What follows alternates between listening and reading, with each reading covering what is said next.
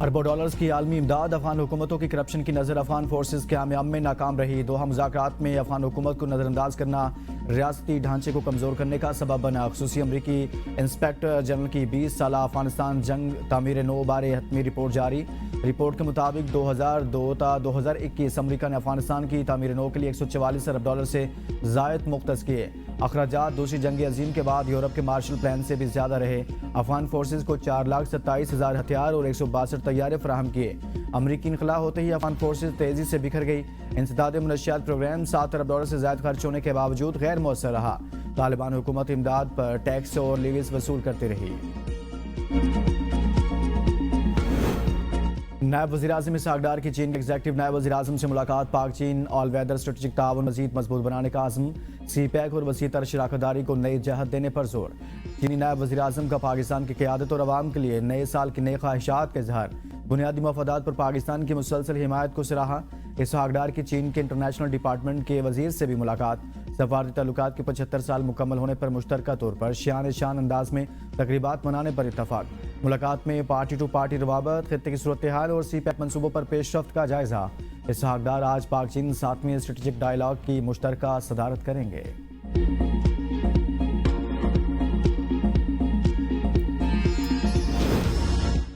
وزیر خارجہ اسحاق ڈار کا ملائیشیا کے ہم منصب سے ٹیلی فونک رابطہ۔ ایشیا اور مشرق وسطیٰ سمیت حالیہ علاقائی پیش رفت پر بھی تبادلہ خیال۔ مختلف شعبوں میں تعاون کو مزید فروغ دینے کے مشترکہ عزم کا اعادہ۔ دونوں وزرائے خارجہ کا تمام سطحوں پر قریبی رابطے میں رہنے پر اتفاق۔ باہمی مشاورت کے تسلسل کی اہمیت پر زور دیا۔ وزیر داخلہ محسن نقوی کا ایف اے کراچی زون کا دورہ۔ منی لانڈرنگ میں ملوث مافیا کے خلاف بھرپور کریک ڈاؤن کا حکم۔ کہا ملوث عناصر پوری منی ٹریل کو بے نقاب کیا جائے۔ حوالہ ہنڈی کا کاروبار کسی صورت برداشت نہیں، بلا امتیاز ایکشن نظر آنا چاہیے۔ محسن نقوی کے انسان اسمگلنگ میں ملوث ایجنٹس مافیا کے خلاف مؤثر کارروائی کا حکم۔ کہا معصوم لوگوں کو ملازمت کا جھانسا دے کر بیرون ممالک بھجوانے والے عناصر رتی بھر رعایت کے مستحق نہیں۔ ایف اے کراچی زون میں انسانی وسائل کی کمی کو ترجیحی بنیادوں پر پورا کیا جائے گا۔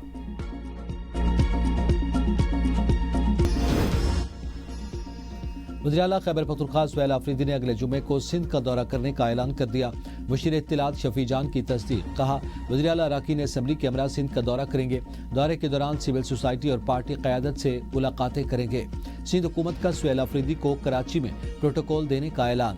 وزیر ثقافت سندھ ذوالفقار علی شاہ نے میڈیا سے گفتگو میں کہا کہ ہم سہیل آفریدی کو اجرک پہنائیں گے اور گلے بھی لگائیں گے۔ میئر کراچی مرتضیٰ وہاب نے کہا کہ کے پی وزیر اعلیٰ ہمارے مہمان ہیں، آئیں ان کا بھرپور خیر مقدم کیا جائے گا۔ سیاست کرنا ان کا حق ہے، لیکن امن و امان پر کوئی سودے بازی نہیں ہوگی۔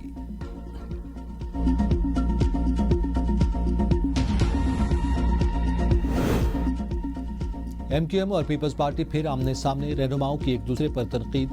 متحدہ قومی موومنٹ کا کراچی بچاؤ مہم شروع کرنے کا فیصلہ۔ رہنما فاروق ستار نے پریس کانفرنس میں کہا کہ کراچی کے ساتھ ہمیشہ سوتیلی ماں جیسا سلوک کیا گیا۔ کراچی کی تعمیر و ترقی سے ملک کا مستقبل منسلک ہے۔ کراچی کو وہ کردار دینا ہوگا جو ہمیشہ تعمیر اور ترقی میں اس کا رہا ہے۔ سب کے سامنے کراچی کے مسائل رکھیں گے۔ کراچی میں جو کسر رہ جاتی ہے وہی چالان کے بھاری جرمانوں نے پوری کر دی۔ جنرل سیکرٹری پی پی پی سندھ وقار مہدی کا ایم کیو ایم رہنماؤں کی پریس کانفرنس پر سخت رد عمل۔ کہا ایم کیو ایم اب نیا ڈرامہ کراچی بچاؤ کے نام سے شروع کر رہی ہے۔ متحدہ اب کس منہ سے کراچی کی بات کرتی ہے؟ ایم کیو ایم نے کراچی اور اداروں کو جس طرح برباد کیا وہ کسی سے ڈھکا چھپا نہیں۔ انہوں نے شہر کو قتل و غارت اور بربادی کے سوا کچھ نہیں دیا۔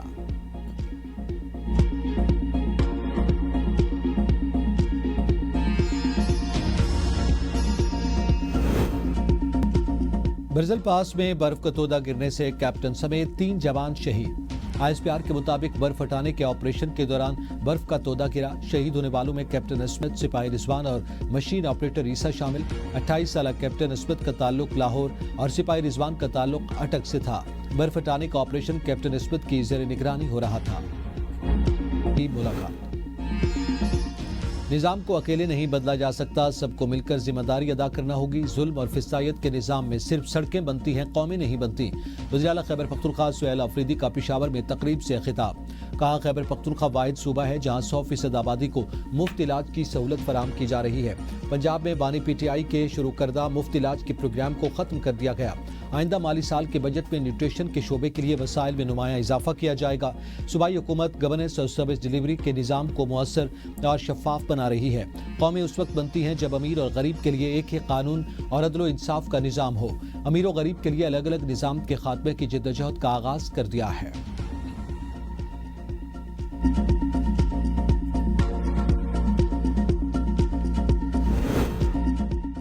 Mayor new York Dhahran Mamdani کا ٹرمپ سے ٹیلی فونک رابطہ۔ وینزویلا پر حملے کی مخالفت، کہا میں وفاقی اور عالمی قوانین کی خلاف ورزی کا مخالف ہوں، رجیم چینج کو پسند نہیں کرتا۔ ایک خود مختار ملک پر حملہ کرنا جنگ ہے۔ وینزویلا کے صدر اور ان کی اہلیہ کو نیو یارک جیل میں رکھا گیا ہے۔ امریکی اقدام سے نیو یارک میں رہنے والے وینزویلا کے شہریوں پر اثر پڑے گا۔ ٹرمپ سے ملاقات کے بعد زہران ممدانی کا امریکی صدر سے یہ پہلا کھلا اختلاف ہے۔ میئر نیو یارک ماضی میں صدر ٹرمپ کو فاشسٹ قرار دے چکے ہیں۔ دنیا کے مختلف ممالک میں مقیم وینزویلین شہریوں کا نکولس میڈورو کی گرفتاری پر جشن۔ چلی، پیرو، امریکی ریاست فلوریڈا اور مختلف ممالک میں وینزویلین شہری سڑکوں پر نکل آئے۔ صدر میڈورو کے معزول ہونے پر نعرے لگائے۔ مختلف مقامات پر شہریوں نے جشن منایا۔